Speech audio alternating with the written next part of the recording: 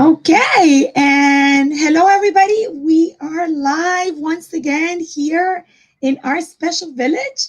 And as I said before, now what I want to do is I want to bring you guys people who have experience in the world of disability, who are moms, who are siblings, who are teachers. And today we have an expert and a colleague, Dr. William Lane. Hi, Dr. William Lane. How are you doing today? Dr. Ingrid, I am doing fine. Thank you so much for this opportunity to speak.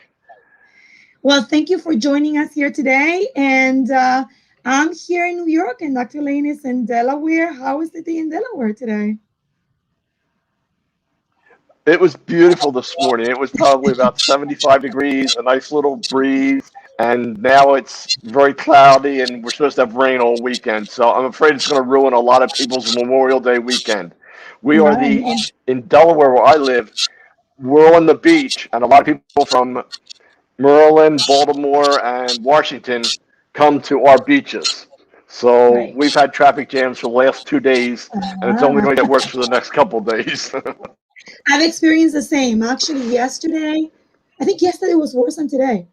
Today wasn't so bad. I expected more traffic today, but yesterday was really bad. And for those of you guys who are watching not from the United States, this is a long weekend for us here. Monday is Memorial Day.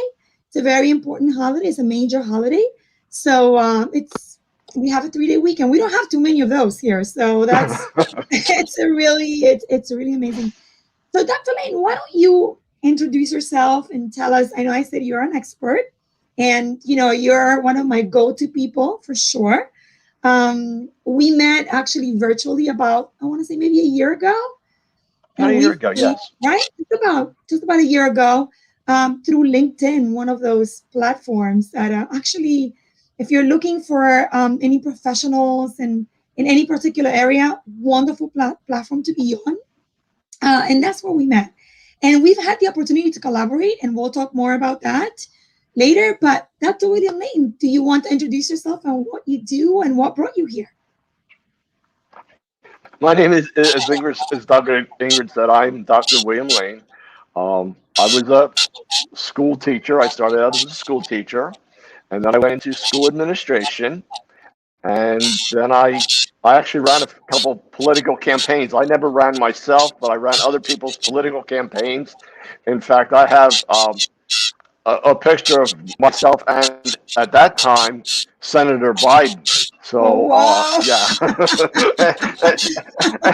and I actually happen to have it here, but I mean Oh, I don't my know if you'll goodness. recognize either one of us because Yeah. we are Oh, both very young at this this time, is and a surprise, everybody. I, Wow, yeah, that's an amazing I'm sure surprise. Senator Biden wishes he was that age now, you know, and I wish I was that age Right. now And for those also. of you who are watching us outside the United States, so wow. Wow. Yeah, and then I got into college teaching, and I was a university professor. And then about 6 years ago, I actually decided that I was going to start my own educational consultant business. And I'm an educational consultant, and I work with parents. I'm an advocate for parents. I help parents at IEP meetings, and also I just work with people who have questions about disabilities. Their child has a disability, and I try to give them suggestions. And Right. like you said, we co-wrote. I started writing a newsletter called "Stop Being Invisible," and then I asked you to come in and write some articles for me, and now actually you and I are co-authors of this newsletter. So I'll leave it at that. This is one of the wonderful collaborations that we have. And it's great. I love writing articles for Stop Being Invisible because what a powerful message, right? It's stop being invisible. And, Dr. Lane here, he is really an expert in neurodiversity, autism, ASD. It goes by many names. But we choose to, when we talk about this, we say neurodiversity. And maybe you can talk about that a little bit, Dr. Lane, about this area? I think that neurodiversity, and people still want to say autism, and I mean that's acceptable, but the new term is neurodiversity, and I think that I myself think that I was on the spectrum, and I've shared this with you before, and I'll share it Yep. with your listeners that um, all through high school, I suffered in high school. I had less friends that I could count on one hand. You know, in fact, I probably if I could use two fingers and count all my friends through high school, and I was it was a rough time in high school for me, even through middle school, and I not having a lot of friends. I was somebody that a lot of people picked on, made fun of. I had one teacher in high school that was probably my favorite teacher. He was my homeroom teacher, but he would let me leave early so that I could get through the halls before anybody else did to protect me from being thrown in lockers, punched, that kind of stuff. I was always made fun of in gym. I was one of the Yeah. last people picked for a team, if I was even picked. I mean, like they would Right. just say, "Okay, we're not picking any more people," and I'd be standing there, and I would watch for 45 minutes gym class. I'd watch them play kickball. I'd watch them play softball or baseball, and I just stood on the sideline. And I, Yeah. I, I think part of the problem was, I obviously, like I said, was on the spectrum, but I just didn't know how to communicate, and I Right. didn't know how to start conversations with people. So people, because I didn't talk a lot, they kind of felt, well, we don't want to talk to him because he doesn't know how to converse back with us. And I mean, I was told that even at times my family would call me the weatherman because my major topic of conversation was how's the weather where you are. And we may even be like 30 miles apart. My sister and we live 30 miles apart right now. But when I would start a conversation with her, I'd say, Debbie, how's the weather up there? Well, 30 miles is not going to make that much of a difference in weather, but it was just Right. my way of starting the conversation. So I got the nickname of being the weatherman. Right. And I was like, I've got to change. I've got to change myself. And yet, when I'm in a comfortable situation, uh, pretty much like I am now, I can Yeah. talk forever, But Yeah. it was just when I was with different people, or I didn't quite know how to start a conversation. So Yeah. I wrote a book, and I'm sure we'll talk about that later. But that's what all I'll started show this it. for me. It's right here. Yeah. I mean, it's actually quite remarkable because, I mean, and we talked about this before. And I feel like the term neurodiverse, like I feel sometimes that applies to me. And people find this very weird because I'm everywhere. I'm on YouTube. I go on Facebook Lives all the time, and I talk to people. And you and I have talked, and you know how much I can talk. But I'm really kind of socially anxious myself, and so when I read your book, I first of all I felt a great sense of admiration because, and we'll talk about this, going from this what you just told us to being a sought out speaker, because Dr. Lane is an international speaker. He speaks about neurodiversity to international audiences. So, he's very gracious to be here with us today. But he's spoken at international conventions, you name it. He was a college professor. So and the other part of it was like I felt kind of like a sense of kinship in a way, because I was like, yeah, I can kind of relate to a lot of the experiences that you're talking about here. I was, and in I'm from Argentina, as you know, and they used to call me traga. Traga over there means, it's kind of like bookworm, but it's not really bookworm. It's nerd, Okay. but it's nerd in a very derogatory Hmm. sense. Like that's all you know how to do. Like you just read books. But when it was time to cheat, like they would always, tap me, like, what's the answer to this? What's the answer to that? Right. But anyway, I did feel, I felt very connected to what you speak about in your book. So I have this question for you. Like, when did you make this decision? Because at some point you said, or was it something that happened over time, that you were seeing, I guess, the deficiencies in your give and take of the communication, and you made this decision? I'm going to, because the book is very methodic. Like this is what you do, like step by step. And I imagine that you went through that yourself.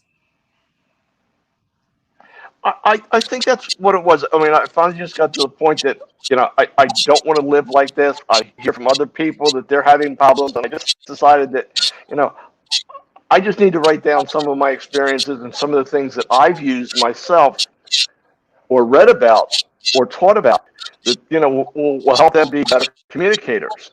And, I mean, like, one of the examples I'll use in the book, and we had talked about this before we went on air, was that, if you're going to meet family members, especially here in the United States with Memorial Day, you may be meeting some people that you haven't talked to since the pandemic, maybe even before that. And, I made this chart. It's in the book, and it talks about, who the person is, what their interests Let are, me let me show it and for then people. possible conversation starters. Yes. So here's the chart right here, right? Yeah. And so for those of you who are interested in getting this book, Stop Being Invisible, here's the chart on page 71. Yeah. Sorry Yeah. about that, Dr. May. No, no. No. So, and the chart was perfect. I mean, that was good for them to see because now it makes a little more sense to them. But, Yeah. it's like, okay, who's the person I'm going to talk to?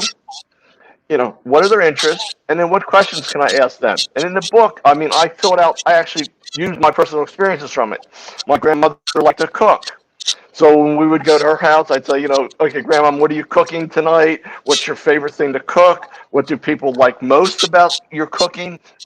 What's your specialty and those kind of things, And then I had an aunt, and I would ask her certain questions. She was a gardener, and what are you growing in the garden this year? And what's your favorite vegetable to grow? What's the most difficult vegetable to grow? And it made me be able to have a conversation with people because it wasn't like cold calling, I wasn't going in Right. and like trying to think of things on the spur of the moment. It was like, okay, I've got this paper, So what if I carry a paper with me? I could put it in my pocket, I could run to the bathroom and look at it and say, okay, here's the questions I want to ask to this person. But I had the questions and I was prepared. And I felt so much more confident in my conversational skills. And I Yeah. still use it today. I mean, I'll go to a meeting, I know some people are going to be there, and I'll have something in my pocket. And I'll look at it before going to the meeting, and I'll say, oh, John, I remember you had this, issue before, how's, Joe and Sally doing, his children. And so whatever, it started the conversation, and then it seemed to flow. And I had a sense of ease when I went into a meeting. Right. Because you were prepared with the chart, like knowing Yes. what was coming, right? Like it gave Right. you a sense of, okay, it's not this sense of impending doom, right? Like I'm walking into something. Right. No, I'm prepared. Right. Yeah. Yeah. Yeah. But I imagine, right, that this should practice because even if you're prepared, and I always tell people, being prepared doesn't mean you're not going to be anxious. You're still going to Right. be anxious, but it's going to remove that edge of anxiousness. You're going to feel a little more grounded as you walk into a situation that you find unfamiliar, right? So I guess Yeah. this must have taken practice for you, right? It did. It took a lot of practice, and I mean, like I said, I still use it because it does help reduce my social anxiety. And but I Those think social it's anxieties don't like go away. it's almost like a security blanket. It's a security blanket for me. Yes. Like okay, I think I can do this. Rather than like I don't know what to say. I don't know what to do. Well, let me try this. And sometimes it works and sometimes it doesn't. But knowing that I have something that I can start a conversation with people about is so much Yeah. more comforting. Right. I mean, I think I'm going to use that now. I'm going to say, well, you know what? This is like your security blanket. Because I know from working with children, if you remove that security blanket, forget it. You have a completely different child. But Right. but I think that's a great way of putting it. Like you have a security blanket, there. So And it's something that it doesn't matter how old you are. You can use it at any age. At 5, you can have questions. At 35, at 55, at yeah, 65, you have questions, and you're going to be meeting people. When the pandemic finally ends, and it will, you'll be able to, and you're going to have to talk to people that you haven't seen in a year. You're going to have this face-to-face interaction again, and we're Yes. going to meet, and there's going to be things we're going to want to talk about, Oh, we so definitely want to meet in it's person. like, we can't do this virtual anymore, we're going to have to talk face-to-face, and, so, oh, here, let me show you pictures of my Right. kids, let me show you pictures of my grandkids, so that's going to, it's going to be, and Yeah. having that security blanket is going to make a big difference for people. And I really hope that even just the last 5 minutes of the time that we spent talking about this, the chart and having the security blanket will be a big Yeah. benefit to a whole lot of people that are Yeah. listening. Yeah. And one thing that I mean that you made me think about, right? Because social anxieties are not. This is not something that goes away, right? So it's something that you learn to cope with, you learn to live with, like use different strategies and techniques like this, right? And in your case, I mean, again, I want to show it for people, stop being invisible. And I think just the title itself, stop being invisible, means so much in so many ways. If you're someone that's in the neurodiverse community and the ASD autism community, stop being invisible. Don't, if you really want to, there's a quote that you have here, and I don't think I have it, but it was something about living and making these decisions. I don't have it, but I do have another one that I Okay. mentioned to you before. But I feel this is not yours, it's John Maxwell, but you do cite him in the book. You'll never change your life until you change something you do daily. The secret of success is found in your daily routine. And I feel like, like us teachers, we always want to teach our students, to carry over. What's the hallmark of learning? When we know our students can carry something over into daily life, right? So if you practice something every day, it's going to eventually get you to cope with whatever it is you need to cope with. And I don't know. I always say social anxieties don't go away. Neurodiversity doesn't go away. And we don't want it to go away. We just want, because everyone has something wonderful to contribute. And neurodiverse people have amazing things to go. I mean, there are so many things in society right now because of people who are neurodiverse, right? Yes. I can think Hmm. of Albert Einstein, right? I Yes. mean, there's so many things that we know about, so many things in society because neurodiverse people exist. So we just wanna give you some strategies, so that you're not invisible, because that's not what we want. And Um, and, and I think that's kind of where the title came from, is because I felt like I was invisible my whole life. Like, if I were to ever go back to a high school reunion, people probably wouldn't even know who I was because I was invisible. And that's what prompted the title of the book. Stop being invisible. You need to come out from being invisible and do something so that people recognize you, know who you are. And just about the book again, I'm sure you'll you'll mention it, or you'll agree with me. It's each chapter is only 3 pages long, and mhm, it's a mhm. textbook and a workbook right in the Yes. same book. So you can write right in the book. You read you read about the chapter, and then at the end of the chapter it says, "What did I learn? How can I use it?" And then you kind of think, okay, well, what worked for me and didn't work for me after I practiced this. So it's not something you have to read a long time. Each chapter probably would take probably less than 10 minutes to read. So it's not like a long novel where you have to spend all this time reading it, and then by the time you get to the end of the chapter, you have to go back and read it again because you forgot who the characters were. This is just a 3 page, and then you write down and you have it right in front of you, so that you remember, and as a school teacher, or you know that people don't have whatever book they need. So I learned that when I'm ready to teach a class, I'm like, okay, we're going to use our workbook today, and half of my students would raise their hand. Dr. Lane, we left our workbook in our locker. So I forgot it. you know, so what I did was in the book. Okay, you got your textbook and your workbook all in one book. If you bring that book to class, you can learn from it.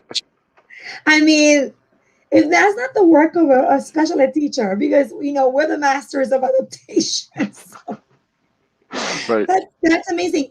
But the other part of it, like something I want to say is, yes, do the exercises for sure, but practice them. Yeah. So do it, like do the exercise and then carry it over in your daily life. Because unless you actually do it and practice it with other people, it's going to be a little difficult to like get you from point A to point B. Right. Um, Yeah. because I know from what you're telling me, your experience in high school to that picture with Joe Biden. There was, I mean, that's quite amazing. Guys, surprised. I did not know he was going to show that picture. I am so amazed.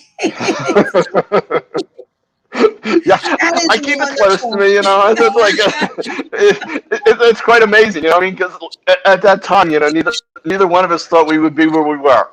I Right, mean, he came right. and did a speech in front of a group that I was, leading, and he was, one of my speakers, and Wow. he congratulated the students for their successes and all that kind of stuff, and I said, and at the time, I mean, it was, Joe, I mean, because from Delaware, I mean, your senator by name, I mean, the governor opens her house at Right. Christmas time, and you got kind of walk through, and and all that kind of stuff. So we're a small state. If we don't know our politician, you know, they're not going to win, So, Delaware is a but I small mean, it was like, state. Joe, can we get a picture, And we took a picture. He Right. signed it, and I'm like, wow, okay, and now look at where we are, And you have I've a written a number you have one a picture bestseller, with and the he's the president. president. Oh, that's quite amazing. That's amazing because for Oh, those of you who are watching outside of the United States, President Joe Biden is from Delaware. He was a senator from Delaware for many, many years. Everybody knows him as the vice president, but most of his career, he was a senator. He was a senator from Delaware, the state where Dr. Lane is calling from and where he lives. So that's amazing. I wanted to ask you, how did you come up with this? As you heard, we collaborate in this newsletter called Stop Being Invisible also. And how did you come up with this idea for the newsletter? Because the newsletter, you guys, is packed with information. I think what I'm going to do is I'm going to leave in the comments, I'm going to leave a link for the subscription to the newsletter because people should definitely subscribe and read it. And also a link for whoever's interested in the book, so they can purchase the book and read more about the book. But how did you come up? Because it wasn't my idea. This was definitely Dr. Lane's. So how did you come up with it? What was I the just driving thought, force I behind it? just thought I just thought I really needed to write something that people could have weekly. And every week it comes out on Monday morning at 7 o'clock here in the United States Eastern Standard Yep. Time. It will hit your mailbox, and I invite people to write articles, and it was just I needed to get something out so that people would have something in their hand to start the week off as an idea. Here's a topic we need to talk about. Here's a suggestion. I have a small clip in each one of them about humor, something humorous for teachers. I have a feel good Friday. There's just all kinds of good things that are out there, and then we started, and you became one of my community voices, and I asked people to contribute as a community voice, and just to get different people's opinions, and Right. it has been very successful. I mean, and that, Yeah. Ingrid, you've been a valuable contributor, and I appreciate you co-authoring this with me. Thank So you so much. Well, for me, it's an amazing adventure, and I learned so much just by writing there. But the information that we provide is absolutely valuable. One of the things that I've been talking about it. I know you've been talking about it. We've been talking a lot about IEPs. I know, we're in spring here, and yeah, with spring weather, and I said the other day, time of transition comes transition to another school right. year, transition from, we get IEPs from CPSE to CSE, from early intervention to CPSE. Um, IEPs have been one big topic. I know you and I have talked about this. And for those of you, two neurodiverse people talking about IEPs can talk for hours about this. Um, but we're very passionate about this. We really are passionate about helping people and about, like things that we believe are like really unique to our community. But I think like IEPs have been a big topic. This past few weeks. Early intervention. I know you always provide tips for I know neurodiverse employers and neurodiverse people who Right. teach neurodiverse classrooms or neurodiverse individuals because not everybody has to be in one classroom. They could be anywhere. Right. We Yep. are all one big community, right? Um, It's true. so, invitation to everyone who wants to subscribe to the newsletter. We're going to leave a link here. Please subscribe, and I promise you, it's packed with information. Um, One thing I want to ask, I ask everybody that comes live on this, my channel, because the past year has been so weird, right? And difficult for a lot of people. And I know for people who have social anxieties, for everybody, it's been very difficult. And I've heard people who were not necessarily socially anxious become socially anxious. I talk to my mom all the time, and I can feel her anxiety about being in the world. Um, she Right. was in a very, very difficult lockdown. And so being out in the world is very, very anxiety ridden for her. And so I guess I wanted to ask you like two things. Like I always ask you, how was your year? How was your past year for you? How was that for you? And and then do you have any tips or strategies that you can share with the people who are watching us? I think this past year has been very rough on me, because of not being able to get out, not being able to communicate with people. My, I spend a lot of time, and I took a part-time job or just a side job really as a pet walker, and I talk to pets really. I mean, the pets and I go for a walk and we're having a conversation, and I talk to my pets all the right, I've heard of people. I mean, I talked to one person, and they go for a private walk, but they'll go up to a tree and have a conversation with the tree just to time. get that practice going, Yeah, because we've lost that skill, that communication skill, and it's been a rough year. And I mean, I know that people. I just heard on the news today here in the United States, there are people who say they don't want to go back to work, not for fear of getting the COVID, but just because of the social anxiety.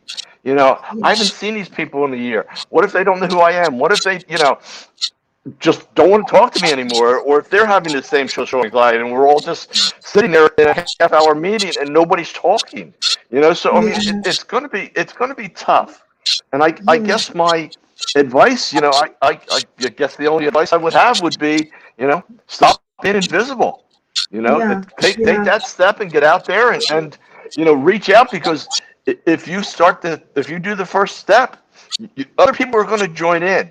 You've right, got to have a leader, and this might be your time to shine. Because I mean, I think the book has helped me shine. I mean, it's given me the advantage, it's given me the opportunity to get out there and make myself known, and to help as many people in the neurodiverse community, and not even just in the neurodiverse community. I mean, I think yeah, a lot of people have social anxiety, and it's just not limited.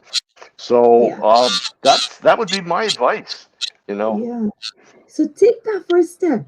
Be the leader. Like you can be the and leader. Dr. Ingrid, you have my phone number, you have my email address. Please share that with your listeners, Yes, because I am available to talk to anybody, to help anybody. And if they mention that they heard us on your show, I mean, I'd be glad to give them a free 15-minute consultation or whatever, right, just to help yeah, them work with their problems. So yeah.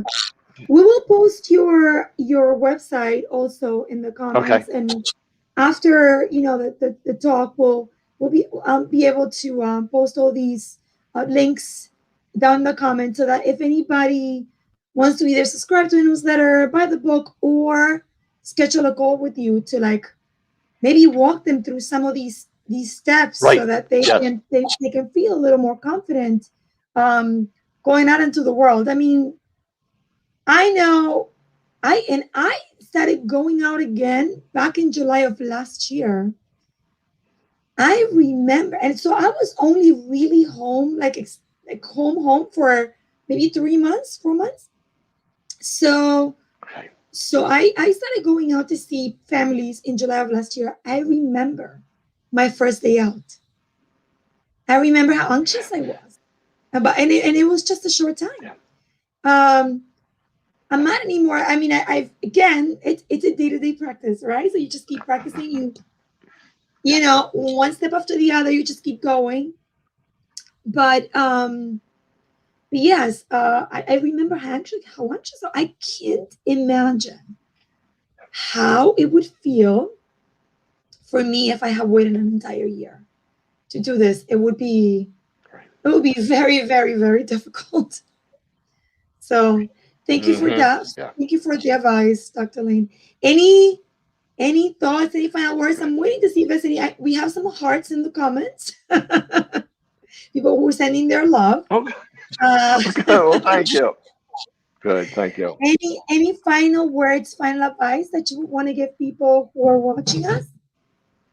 No, I just have to go back to stop being invisible. We really need to, Yes, whether it's in the workplace, whether it's in, um, the supermarket. I mean, and just start a conversation with anybody. I think everybody is so desperate to talk to people, but people yeah, might be a little afraid to do that. And I don't think there needs to be a fear, because I think if somebody will start it, somebody will quickly respond, because once that first person breaks the ice, I think it's just there's going to be a flow of information, a flow of sharing, and people are going to be like so happy that somebody finally just yeah, started a conversation, and we'll see where it goes. But I would say just stop being invisible, and share your information, share your good news, with others.